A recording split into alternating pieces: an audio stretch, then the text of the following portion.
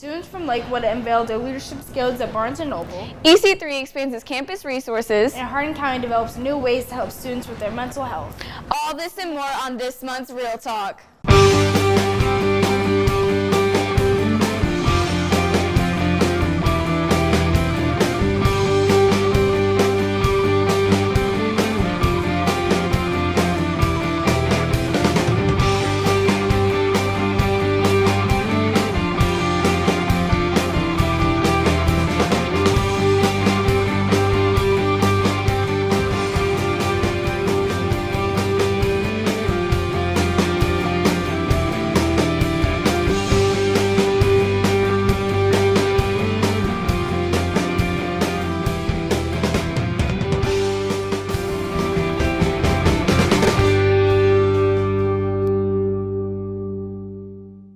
High school can be rough, very rough. Thankfully, Hardin County Schools has expanded its health program to accommodate the mental health of all students.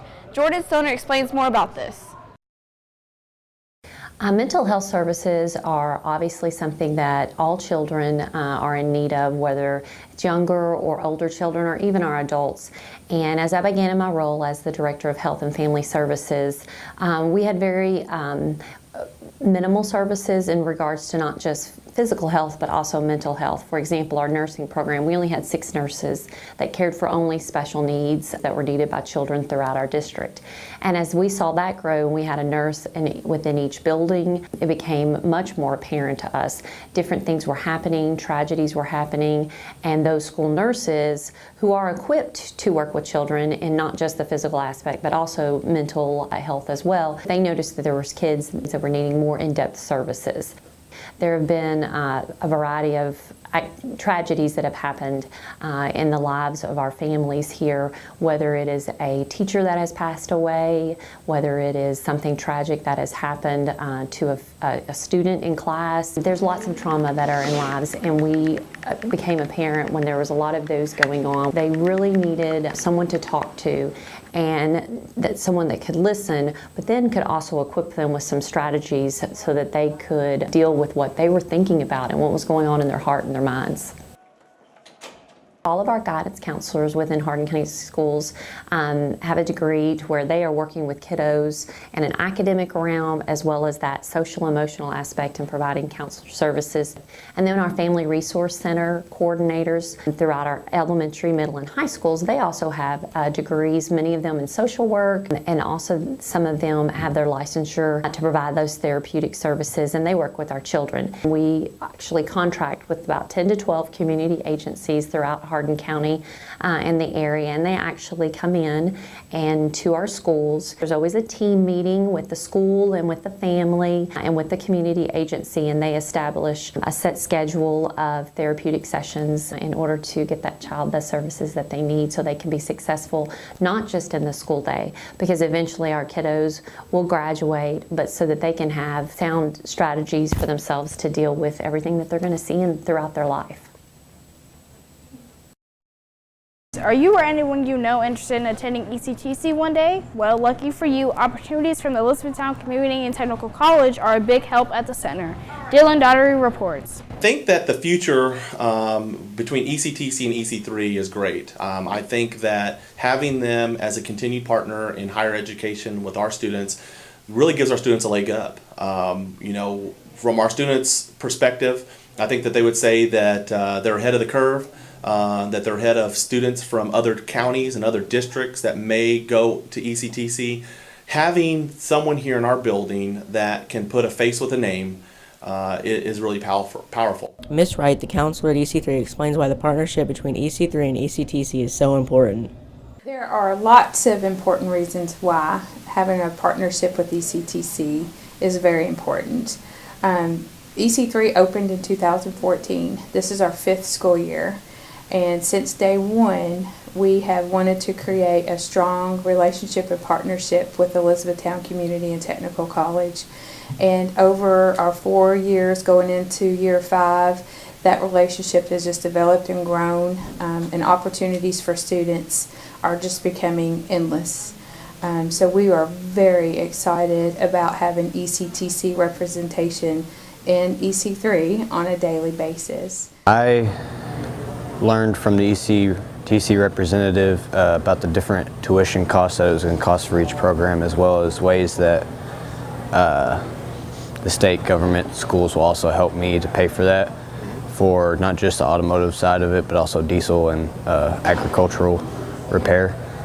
So, Let's take a look at what Miss Murley, one of the representatives, has to say. We recently had a situation where a lot of students here didn't even know that we existed and we're right down the road. So it's a great opportunity for high school students to get ahead and be more prepared for college because you can get your Associate of Science or your Associate of Arts with Elizabethtown Community Technical College, and you could go into a four-year institution having 2 years completely done. I feel like this will have a very positive impact on our students in the future, because not only will it give students an idea that they have somewhere to go from here, that this is not the end, this is not our destination, this is part of the journey. It will also give them an idea of what options are available for them. I learned a lot of good stuff from the ECTC representative. He not only told me a lot about the opportunities I had at ECTC, but a lot of the other colleges too, and about tuition and financial aid from going to ECTC. And even though I'm not going into the automotive field, he gave me a lot of opportunities I might have in other fields. We're really excited that the partnership we have with them being in our building, they can identify with students, put a face with a name, and we think that it'll really pay out some dividends for our kids in the end.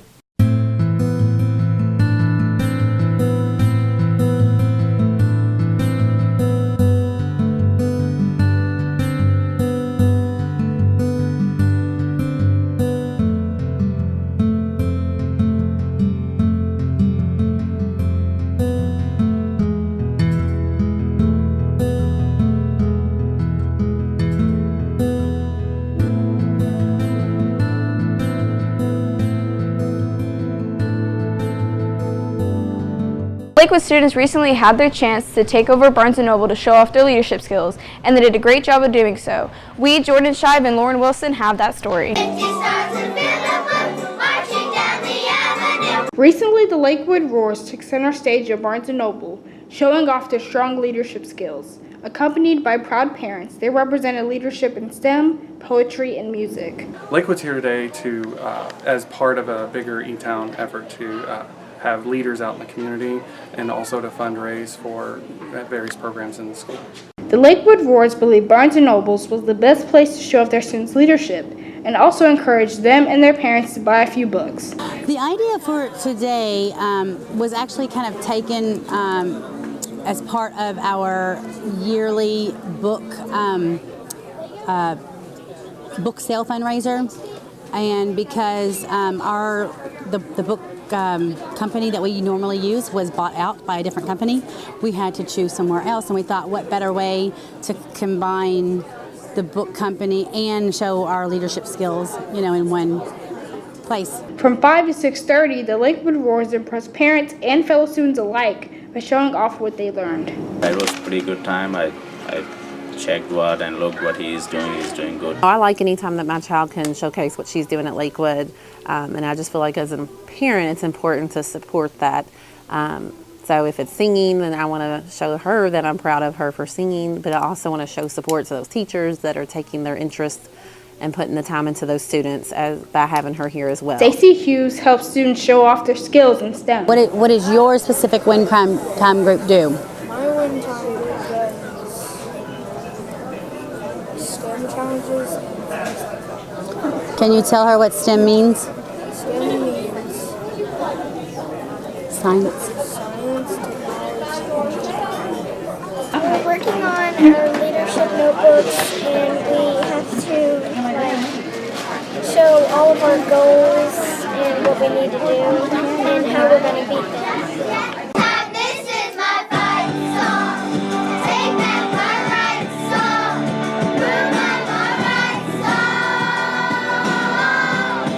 Chuck Joel led the third graders in a spirited performance where they performed classics and modern hits. From the looks of it, by the crowd size over there, for the third grade performance, I'd say it's probably going to be marked as a success. We Leaves grow on the tree, live and green. Payson Kugel and Addison Bates had fun reading their autumn-themed poems. It's not hard to see the love and pride the parents had for their talented children. Green as cactus. Leaves turn yellow when the frost bites. It was a wonderful night indeed for the Lakewood Roars. Reporting is Jordan Shive and Lauren Wilson. Hardin County veterans were recently appreciated. Adam Thomas reports. Hiram Lewis, a Central Hardin student, has just completed his Eagle Scout project. He had a lot of projects he could have chosen, but he chose one that helps capture incredible memories for all of us. The United States Congress created the Veterans History Project in 2000. It was part of the American Folklife Center at the Library of Congress, and the project collects and preserves the first-hand memories of U.S. military veterans from World War I through current conflicts. All day long, the veterans arrived to share their personal stories about their military experience. There wasn't really any future in Melbourne at the time, but my uncle, my father's brother, served in Vietnam and had gotten shot. He was not killed, but he was badly wounded in 1970. So my family was very conservative and very patriotic, but not crazy about the Vietnam War, and certainly not crazy about their firstborn son going into the Army. I chose this project because my family has a strong military history from the Revolutionary War through the conflict and War on Terror. This history is important because if we don't remember it and it's lost, then it's our destiny to repeat it. The Veterans History Project is, in my opinion, it's one of the most important things that we can have that gets our entire military history from many different points of view. We have some people that are interviewed one was a fighter pilot, I believe, and another one was during the Vietnam War, he sat and took encoded messages, and he was really frustrated with the fact that the President of the United States was telling the American public that we're winning the war, and he was getting all these reports that were saying we're not quite winning the war. Again, I was working in electronics, so I was stationed in a air-conditioned comm center at headquarters, 3rd Marine Amphibious Forces, which was headquartered in Da Nang, I Corps, the northernmost section of Vietnam. Okay. And there were actually more colonels on the base than there were corporals. So it was more like you were combat support? Yeah, you could say that. Yeah, we handled all the teletype traffic between Vietnam, Philippines. Next highest headquarters was in Hawaii and Washington, D.C. All the casualty figures and all that went through on, what a teletype is? Mm-hmm. Like a typewriter with it, you transmit it. And it went through some encryption stuff, and that's the kind of stuff that I worked on. The numbers that I was seeing on, reported, and the numbers I was actually seeing the names, going across. And, I always thought that, it was kind of strange, like I said, if you lost a son in Vietnam, and your neighbor 3 blocks down lost one, you two didn't know that each of you lost a son. So, if they reported only, one person, how would you know? These people don't all talk to each other. So, I'm not exactly sure that the numbers that they reported, 50,000 was an accurate number. Even though this was a one-day event, a lot of work went into making the day a success. I learned some basic and more fundamental leadership and organizational skills, and they helped me progress through the project without too many hiccups and loss of items. To our family as a whole, this project, it's been a culminating experience with Hiram, because it's more than just a one-day show. He's been in Scouts since he was 9 years old. So here we are, we're wrapping up a long period of time and a culmination of a project that he did a really good job on. I saw a lot of maturation, a lot of understanding the responsibility, what needed to be done. He finally understood the benefits of a timeline and checklists, and not only that, but following up with phone calls and emails to make sure that the project went off with the way that it was supposed to. Work paid off as their stories continued. I was initially supposed to go to Fort Dix, and I rearranged that to be able to come to Fort Knox, and I came to Fort Knox and was to join the 194th single platoon, but I ended up doing other things because they were overstrength. Okay. and was working in a defense-related industry as a tool and die maker, and I was going to get a deferment as that, and I had an accident with my car, and it blew up on the way to a apprenticeship interview. This was in California, and they only give the test once every 6 months, so after that I didn't get that deferment, and I'd cut back on my college hours, and so I became 1A, and it wasn't 2 weeks later I got my pre-induction notice. And this was in 1966, about June, July time frame. And I said, I'm going to show them. They're not going to draft me in the Army. I'll enlist in the Marine Corps. So I went down and saw a Marine recruiter, and you know, they signed me up. And First assignment was Fort Bragg, North Carolina, Parachute Infantry Regiment. So it's like in the regular Army, you know, the way you look at it, you're a volunteer. You volunteer to be a soldier, as everyone does. The next level would be volunteering to be in an airborne assignment. There'd be another level of volunteering to be in a Ranger battalion. And then you go SF, and then you go Delta. So my experience, that's the second level. You're wearing the airborne beret, you're in a unit, they expect a little more out of you than what they would in a regular Army unit, and as well as they do. And it was nonstop. I mean, from the time I hit the ground, training, the first year I was there, I think there was an E6 in my platoon that said we had only been home like 48 days that entire year. We'd been out in the field that entire time. And that was leading up into Operation Just Cause, which was the first conflict that I was in, back in Panama. So it was just nonstop. You didn't even have time to think. You were training, doing all this, going over there. So it was good, but it let you see the, you know, as you go through your Army career, you can always give a little more. You know, it kind of gets you out of that, not weak mindset, but civilian mindset. So I'm glad that that was my first assignment, because when I became an NCO later on in my Army career, a lot's expected of you. You got people you got to take care of. So Fort Bragg and that first assignment taught me that. And I kept that all the way through my career, and I still have it this day. Interacting with the veterans was probably one of the best parts. Even though I wasn't able to interview them, it was just very interesting to be able to hear their fragments of history and, you know, get a better understanding of what really happened and what they went through, and just anything about their lives. Have no idea what the real life is like. Technology and parenting styles and things have changed so much in the last 50, 60 years in my case, that, you know, I mean, I would highly recommend the military as getting a rude awakening to life. You know, to find out what it's like to work as a team, to find out what it's like to lead and be led. You know, it's, I don't know if I call it a defining, you know, portion of my life, but, you know, it's definitely a major one. Do you think we should have a... That's true. So the military's there and has protected our country and that great flag we stand under.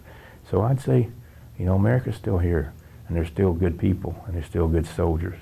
There's honor and there's duty, and there's people that'll get the job done. And it'll always be that way. At least I pray. So give it a shot. That's the end of this month's Real Talk. But before you leave, let's look back at our first winter event when it wasn't even Thanksgiving.